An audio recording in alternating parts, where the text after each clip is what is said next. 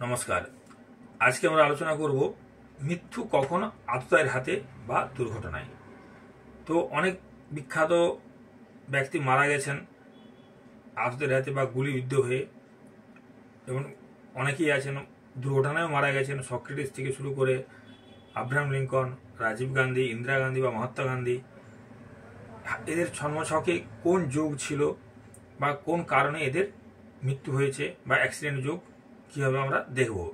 এই মৃত্যুগুলো কিন্তু সম্পূর্ণ অ্যাক্সিডেন্ট নয়, এগুলো হচ্ছে শত্রুর দ্বারা ইচ্ছাকৃতভাবে দুর্ঘটনা কিন্তু ঘটানো হয়েছে।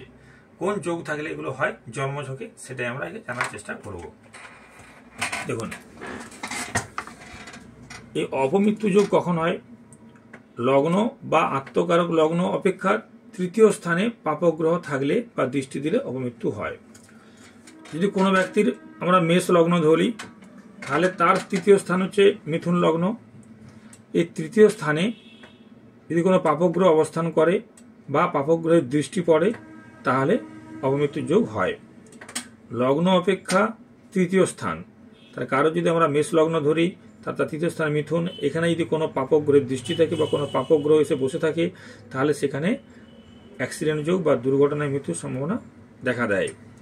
আর এটা আছে আত্মকারক লগ্ন অপেক্ষা তৃতীয় স্থান। আত্মকারক লগ্ন হচ্ছে আমরা যখন এই গ্রহগুলো বের করি জন্মছক, তখন আমরা দেখি যে গ্রহের ডিগ্রি সব থেকে বেশি আছে তাকে আমরা বলছি আত্মকারক গ্রহ। আমরা যখন জ্যোতিষের ছক বিচার করি, তখন দেখবেন গ্রহগুলো কোনো না কোনো ডিগ্রি উল্লেখ থাকে, কোনটা কত ডিগ্রি আছে। যে গ্রহের ডিগ্রি সব থেকে বেশি থাকবে সেটাকে আমরা বলবো আত্মকারক গ্রহ। সেই আত্মকারক লগ্ন অপেক্ষাও যদি তৃতীয় স্থানে পাপগ্রহ থাকে বা দৃষ্টি দেয়, তাহলে কিন্তু অপমৃত্যু যোগ হয়। আবার পথে আঘাতজনিত কারণে মৃত্যু কখন হবে?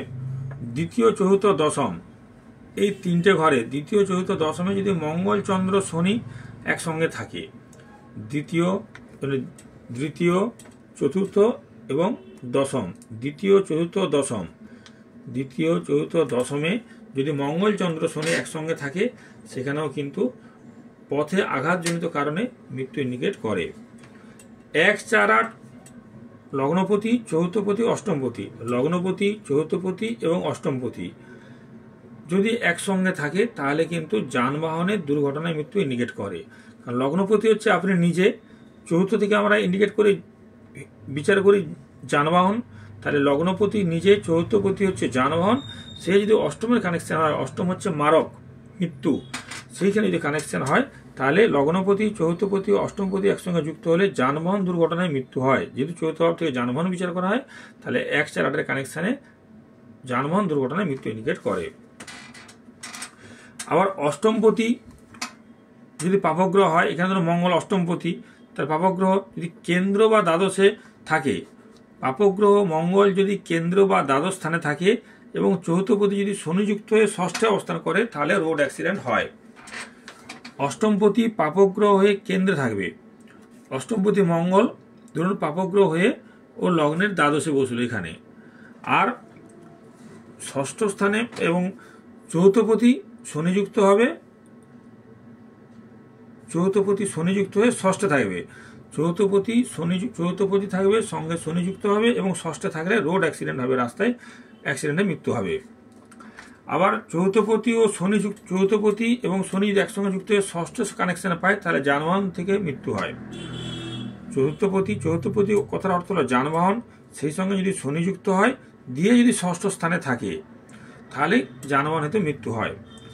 আর বজ্রপাত বা উচ্চ স্থান থেকে পতন হয়, লগ্নে রবি থাকতে হবে।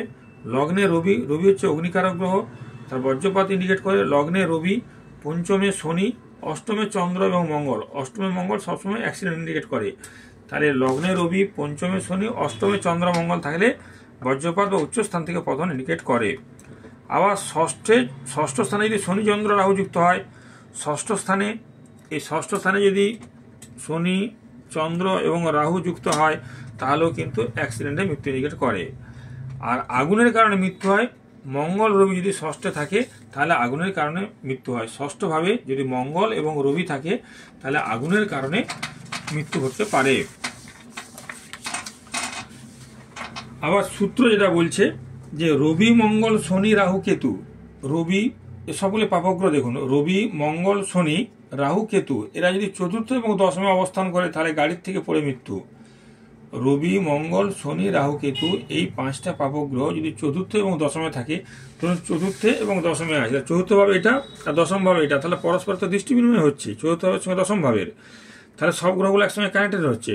রবি, মঙ্গল, শনি, রাহু, কেতু এই পাঁচটা গ্রহ যদি চতুর্থ বা দশমে থাকে তারা পরস্পরের দৃষ্টি বিনিময় হবে, তাহলে কিন্তু গাড়ির থেকে পড়ে মৃত্যু ইন্ডিকেট করে।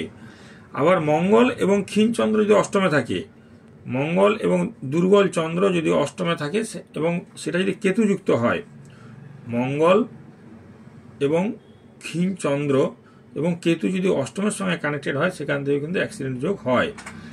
আর শনি অষ্টমে চতুর্থে প্রতি ষষ্ঠে থাকলে ভ্রমণকালে মৃত্যু। শনি থাকবে অষ্টমে এবং চতুর্থ প্রতি ষষ্ঠে থাকলে ভ্রমণকালেও মৃত্যু হয়। তো বেশিরভাগ ক্ষেত্রে দেখা গেছে অগ্নি রাশির ক্ষেত্রে অ্যাক্সিডেন্টের প্রবণতাগুলো বেশি হয়। আমাদের রাশিচক্রে অগ্নি রাশি হচ্ছে তিনটা, এক হচ্ছে মেষ, সিংহ এবং ধনু। তাহলে অগ্নি, পৃথ্বী, বায়ু, জল, অগ্নি, অগ্নি, পৃথ্বী, বায়ু, জল, আবার অগ্নি। তাহলে মেষ, সিংহ এবং ধনু এই তিনটা রাশি যেহেতু অগ্নি রাশি, এদের ক্ষেত্রে অ্যাক্সিডেন্টের প্রবণতা আরও বেশি থাকে। এছাড়াও যে রাশিগুলো বেশি অ্যাক্সিডেন্টে ঘটে সেগুলো হলো তুলা, বৃশ্চিক এবং কর্কট। এই তুলা, বৃশ্চিক এবং কর্কট, এই তুলা, বৃশ্চিক, কর্কট রাশির ক্ষেত্রেও অ্যাক্সিডেন্টের প্রবণতা বেশি দেখা গেছে। আবার অনেকের মতে বৃশ্চিক এবং মিথুন লগ্নের জাতকদেরও কিন্তু অ্যাক্সিডেন্টের প্রবণতা বেশি। তাদের কারণ বৃশ্চিক, যাদের লগ্ন যদি বৃশ্চিক হয় তাহলে তাদের 1, 2, 3, 4, 5 ষষ্ঠপতি হচ্ছে মঙ্গল, তাহলে বৃশ্চিক লগ্নের ষষ্ঠপতি মঙ্গল। আবার মিথুন লগ্নের ক্ষেত্রে এটাকে যদি আমি 1 ধরি, 1, 2, 3, 4, 5, 6, তাহলে সেই বৃশ্চিক লগ্ন মঙ্গল, এই মঙ্গলের অবস্থান হেতু এদেরও কিন্তু অতিমাত্রায় অ্যাক্সিডেন্ট ঘটার সম্ভাবনা দেখা গেছে, যেহেতু এদের ষষ্ঠপতি মঙ্গল। তো অনেকেই আবার ইউরেনাস, নেপচুন, প্লুটো এই তিনটে গ্রহের কারণেও কিন্তু অ্যাক্সিডেন্ট হয়। বিশেষ করে ষষ্ঠ, অষ্টম এবং দ্বাদশে যদি ইউরেনাস, নেপচুন, প্লুটোর মতন গ্রহ থাকে তারাও কিন্তু অ্যাক্সিডেন্ট ঘটায়। বিশেষ করে ইউরেনাস যদি লগ্নে থাকে আর অষ্টমে থাকে, ইউরেনাস যদি লগ্নে এবং অষ্টমে থাকে তাহলে কিন্তু দুর্ঘটনা ইঙ্গিত বহন করে। আর প্লুটো কি করে, প্লুটোর অবস্থান যদি লগ্নে বা অষ্টমে প্লুটো থাকে তাহলে অস্বাভাবিকভাবে মৃত্যু কিন্তু ইন্ডিকেট করে থাকে। এইভাবে আমরা অ্যাক্সিডেন্ট যোগ বা রক্তপাত যোগ বা কোন কোন রাশির অ্যাক্সিডেন্টের প্রবণতা বেশি সেগুলো আমরা জানলাম। নমস্কার।